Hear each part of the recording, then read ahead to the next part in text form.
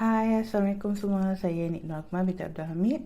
Saya bekerja sebagai front-end developer di Mimus Berhad, which is saya banyak terlibat dalam bahagian teknikal lah dan kurang dalam bahagian documentation.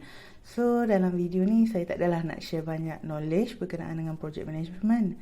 Tapi saya akan cuba share apa kepentingan project methodologies and processes dalam melaksanakan sesuatu project. So, untuk project methodologies ni, walaupun saya banyak terlibat dalam bahagian teknikal, tapi saya akan ceritakanlah di bahagian mana yang saya terlibat dalam project methodologies ni. So, project methodologies ni adalah step-by-step activities, processes, tools, quality standards, controls and deliverables that are defined for our project lah. Di mana ia adalah kita panggil dalam bahasa mudah ialah turutan untuk melaksanakan sesuatu projek. Contohnya kalau kita nak masak nasi ayam ke apa semua ke, mestilah kita kena ada nasi dulu, lepas tu kita ada ayam, lepas tu bahan-bahan dan seterusnya lah. Okey, kat sini kita ada dua metod yang kita boleh gunakan untuk completekan sesuatu projek. Yang pertama adalah waterfall, di mana ia selalunya digunakan oleh para pelajar lah untuk completekan final year project. Yang kedua adalah agile, kita boleh guna Scrum ataupun RAD. So agile ni dia dynamic, which is dalam proses untuk completekan sesuatu projek tu dia boleh berubah-ubah. Sebagai contoh, selepas proses development akan ada berlakunya test phase. Kalau kita tengok gambar rajah ni, which is tester akan test sistem dulu dan contohnya kita ada error ataupun kita panggil sebagai bugs, tester ataupun business analyst ni akan bagi tahu dekat developer lah, dan developer akan fix dan akan deploy balik kepada dekat server. So dekat bahagian requirement juga, klien boleh request untuk tukar-tukar requirement lah, sebab dengan guna method agile ni dia akan berubah-ubah. Sebab tu kalau kita tengok nampak proses ni dia berulang-ulang sampailah tak ada error. Then kita akan ada next phase lah, which is panjang lagi, tapi untuk secara general memang kita follow apa yang berdasarkan gambar rajah. Okey, untuk next adalah project life cycle, di mana ia adalah collection of logical stages or phases that maps the life of a project from its beginning through its middle to its end to define, build and deliver the product. So PLC ni dia more fokus on beberapa fasa lah, ada beberapa proses dan penggunaan tools dan juga knowledge, skills untuk manage sesuatu project. So dia akan depends on effort lah. Kalau kita tengok kat sini, dekat table ni kita ada 5 project timeline lah. So kita ada the graph untuk effort dan juga penggunaan resources yang diperlukan.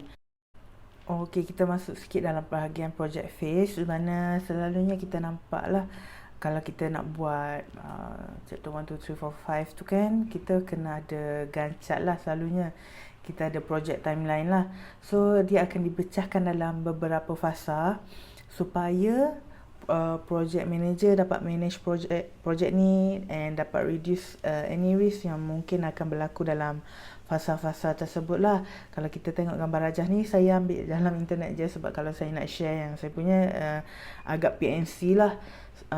So dekat dalam Gantt chart ni, project manager akan pecahkan ke dalam beberapa bahagian untuk split up segala aktiviti yang akan berlaku dalam melaksanakan dalam sesuatu projek lah. So dengan adanya project timeline ni, project manager ataupun dalam singkatan kita panggil PM ni dapat keep track lah apa aktiviti yang dah siap, apa yang belum buat. So apa next task yang team belum buat. Itu adalah beberapa pecahan lah yang kita pecahkan untuk pembahagian masa untuk completekan satu projek. Okey, untuk dalam fasa ni iaitu define project goal. Dalam fasa ni selalunya top management lah yang akan handle bahagian ni, di mana kita kena define the goal of that project, apa yang nak dicapai dalam melaksanakan projek ni. So biasanya project manager bersama dengan project director dan jawatan-jawatan lain yang terlibat bersama dengan klien akan berbincang secara keseluruhan lah tentang timeline projek, budget projek, keperluan resource yang perlu diinvest dalam melaksanakan projek tersebut. Okey, untuk fasa yang kedua iaitu plan projek. PM ataupun project manager akan bentangkan plan projek lah berdasarkan schedule, budget dan kualiti dan juga scope. So dekat sini PM akan catatlah segala maklumat dan akan kompres segala aktiviti yang bakal dilakukan untuk sesuatu projek dalam gancak yang kita tengok tadi lah. Okey, manakala untuk bahagian resource, which is ia termasuk dengan pekerja, keperluan pekerja, fasiliti dan penggunaan teknologi, PM ataupun project manager perlu ambil tahulah skills dan pengalaman dalam team dan perlu catat apa keperluan yang pekerja perlukan lah untuk melaksanakan projek tersebut. Sebagai contoh, pekerja perlukan monitor ke, meja ke, so dia dikira sebagai keperluan resource based on budget projek. So yang seterusnya adalah control, di mana project manager ni kena pastikan goal projek tu dicapai, objektif tu dicapai lah. Dan penggunaan resource tu digunakan dengan sebaik mungkin lah. Okey, untuk execute project dekat sini lah yang saya banyak terlibat sikit lah. Di mana SDLC ni diimplement. So kita ada dua jenis SDLC lah. Macam saya bagi tahu awal-awal dekat awal-awal slide.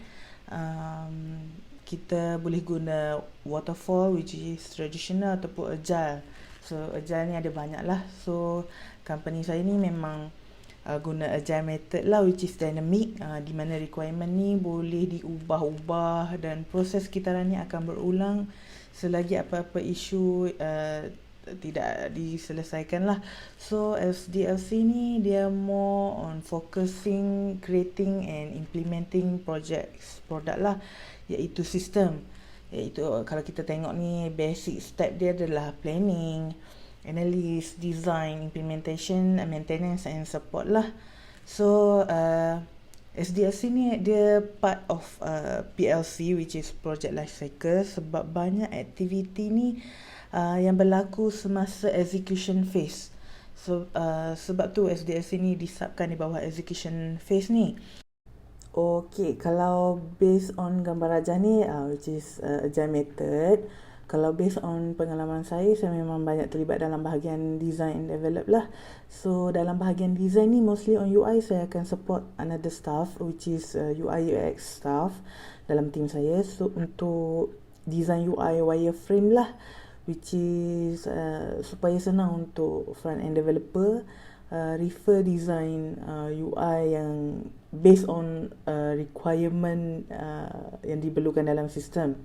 Manakala untuk bahagian developer semua akan construct system installation lah, apa penggunaan framework apa semua. So kita akan start untuk develop lah based on requirement yang dikumpulkan oleh business analyst.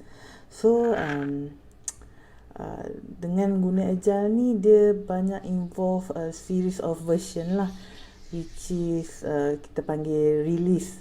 So release ni kita akan ada banyak release, contohnya perubahan requirement ke pertambahan requirement, ada bugs. So kita akan banyak release prototype lah sampailah sistem tu dah capai requirement. So kita boleh deploy to production. Okey, disebabkan kami guna agile method, setiap kali contohnya satu modul sistem dah siap kan, Then back-end developer akan deploy kod tersebut di server staging. So kami selalunya panggil server staging lah, di mana developer dengan tester boleh test sistem tersebut sebelum di live kan. So selagi ada pertukaran requirement atau pertambahan requirement, selagi itu prosesnya akan berulang lah, which is kita akan ada banyak version of deployment. Kalau tengok contoh yang gambar saya attach tu, contoh daripada company saya punya version release tag. So kiranya ada banyak version kan. So kami akan record every version of release, so that kita boleh keep track apa yang perubahan kod, apa pertambahan yang kita buat dalam kod. So senanglah kalau in future ada apa-apa isu berbangkit ke, senang kita keep track lah.